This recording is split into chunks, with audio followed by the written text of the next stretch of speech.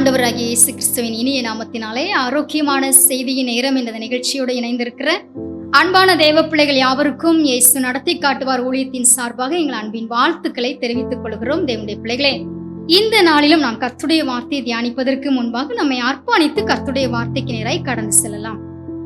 நன்றி சொல்லுகிறோம் பரிசுத்த ஆவியானவரே. தானியேலின் சரித்திரத்தின் மூலமாய் நீங்க எங்களோடு கூட இடைப்படுகிற உம்முடைய வார்த்தைகளுக்காக நாங்கள் உமக்கு நன்றி சொல்கிறோம். அந்த வார்த்தைகளுக்கு முழுவதுமாய் எங்களை நாங்கள் அர்ப்பணிக்கிறோம். நிறைவான ஆசீர்வாதங்களை நாங்களும் பெற்றுக்கொள்ள எங்களை தகுதிப்படுத்தும். உம்முடைய கரத்திலே எங்களை அர்ப்பணிக்கிறோம். இயேசுவின் நாமத்தில் ஜெபிக்கிறோம் எங்கள் நல்ல பிதாவே, ஆமென், ஆமென். இந்த நாளிலும் கர்த்தர் நம்மோடு இடைபடுகிற வார்த்தை தானியேல் 1ஆம் அதிகாரம் 20வது வசனம். ஞானத்துக்கும் புத்திக்கும் அடுத்த எந்த விஷயத்திலே ராஜா அவர்களை கேட்டு விசாரித்தானோ அதிலே தன் ராஜ்யம் எங்குமுள்ள சகல சாஸ்திரிகளிலும் ஜோசியரிலும் அவர்களை 10 மடங்கு சமர்த்தராக கண்டான். ஆமென். என அன்பான தேவ பிள்ளைகளே, நாம் இயேசுவை ஏற்றுக்கொள்ளும் முன் நம்முடைய அனுதின வாழ்க்கையிலே நம்முடைய ஞானம் அறிவு எப்படி இருந்தது, நாம் அவரை ஏற்றுக்கொண்ட பிறகு எப்படி உள்ளது என்று சொல்லி நாம் சிந்தித்து பார்க்க இன்றைக்கு அழைக்கப்படுகிறோம். நாம் முன்பு இருந்தது போலவே இருந்தால் அந்த வாழ்க்கையிலே பிரயோஜனம் ஒன்றுமே இல்லை. தேவ பிள்ளைகளே, நாம் அவரை ஏற்றுக்கொண்ட பிறகு நம்முடைய வாழ்க்கையிலே ஞானத்தில், அறிவில், புத்தியில், ஒழுக்கத்தில், நம்முடைய பேச்சில் கண்டிப்பாக மாற்றம் இருக்க வேண்டும். அதை தேவன் நம்மிடத்திலே இந்த நாட்களிலே எதிர்பார்க்கிறார். அன்று சீடர்களை பார்த்தவுடன் மற்றவங்க சொன்னாங்க, இவர்கள் இயேசுவுடன் இருந்தவர்கள், அவர்கள் பேச்சிலே தெரிகிறது என்று சொன்னார்கள். ஆமென். நம்மை பார்க்கிறவர்கள் அப்படி சொல்ல வேண்டும்.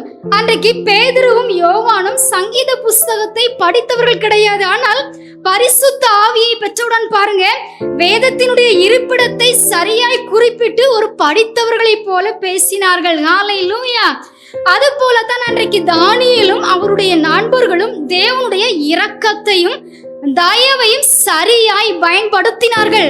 காலத்தை வீணடிக்காமல் அதை கர்த்தருக்குள் சரியாய் செலவிட்டதால் ராஜா அவர்களோடு பேசும் போதே வேறு ஒருவருமே இவர்களைப் போல காணப்படவில்லை என்று ராஜாவே அன்றைக்கு தானியேலையும் அவர் நண்பர்களையும் பார்த்து சாட்சி கொடுக்கிறார். அது மட்டுமல்ல, ஞானத்துக்கும் புத்திக்கும் அடுத்த மற்ற விஷயத்திலே ராஜா அவர்களை கேட்டு விசாரித்ததிலே தன் ராஜ்யம் எங்கும் உள்ள சகல சாஸ்திரிகள் ஜோசியர்கள் சொன்ன பதிலை காட்டிலுமே தானியேலும் அவருடைய நண்பர்களும் சொன்ன பதில் ராஜாவுக்கு மிகவும் ஆச்சரியமாய் இருந்தது. ஆமென்.